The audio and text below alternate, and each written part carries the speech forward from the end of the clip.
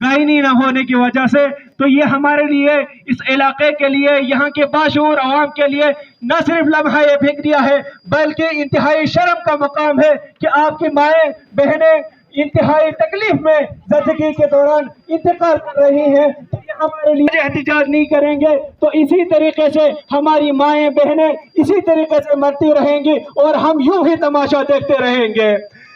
दोस्तों, एससीओ के हवाले से बारहा एहतिजाज किया जाता है, बारहा कैंपेन चलाए जाते हैं। यहाँ पे एस्कॉम नेटवर्क नहीं है, यहाँ पे एक चीज सर्विसेज देने के लिए तैयार नहीं है।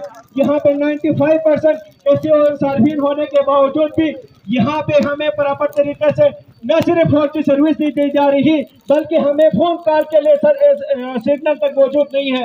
ये चीज़ हमारे लिए इंतहाई लम्हा फिक्रिया है। अभी ये मॉडर्न दौर नौकरी के पीछे पड़ने का दौर नहीं है, ये दौर मॉडर्न दौर है। यहाँ पे फ्रीलांसिंग के जरिए मुख्तलिफ ऑनलाइन के जरिए मौजूद हैं जिसके आपको किसी करना पड़ता है। यहाँ पे फोन कॉल करने के लिए हमें एस्कॉम सर्विस की इंतजार करना पड़ता है। तो फिर हम कैसे उस दुनिया के साथ कम्पीट कर सकते देंगे, टैक्स हमसे लेंगे। अभी मेरा भाई अशरफ आसी हक परस्त जिम्मेदार है, मैं इनको बहुत पसंद करता हूँ, इनको सलाम पेश करता हूँ, और हमारे साकी को, ये दोनों इस खरकू बारगाह डगोनी के मसाइल को हाईलाइट करने में बड़ा किरदार अदा करते हैं। इनकी सहाफत को मैं सलाम पेश करता हूँ।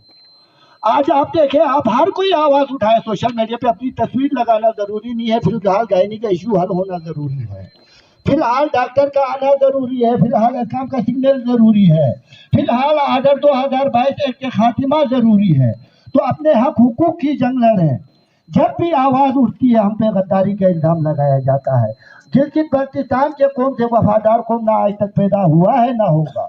हम इंडिया को अपने जूते की नोक पे रखते हैं, हम इंडिया मुर्दाबाद के नारे मारते हैं, मगर इंडिया अपने उस ज़मीन में कटे हुए लोगों को हक हुकूक दे रही है, पाकिस्तान हमें हक हुकूक से महरूम रख रही है। हम आज पाकिस्तान